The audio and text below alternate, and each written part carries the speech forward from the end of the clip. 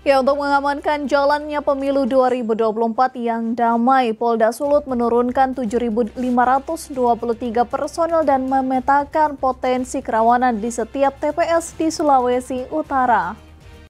Untuk memberikan pengamanan pesta demokrasi yang berjalan dengan aman dan damai, Kepolisian Daerah Sulawesi Utara telah menurunkan 7.523 personel dalam mengamankan jalannya pemilihan pada tanggal 14 Februari mendatang.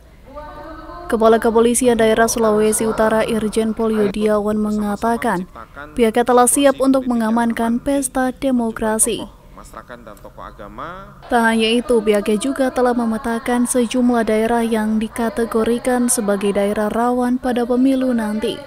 Kita seluruh personel Polda itu jumlahnya 9.111. Nah, yang terlibat dalam pengamanan nanti adalah 7.523 untuk mengamankan di 8.240 TPS, di mana yang sangat rawan ada 155, kemudian yang kurang rawan itu 1.551, kemudian yang ulangi itu yang rawan, kemudian yang kurang rawan ada 6.557. Kemudian yang tempat khusus yaitu ada 7 TPS, di mana tempat-tempat yang rawan ini sudah kita petakan berdasarkan laporan intelijen dan koordinasi dengan KPU maupun Bawaslu.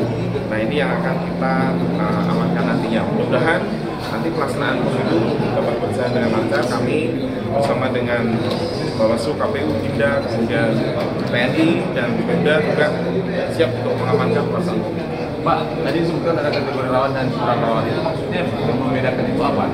Nah, jadi kalau rawan misalkan dari berbagai aspek ya, mungkin dari cuaca juga, kemudian juga termasuk dari hasil pemilu yang lalu.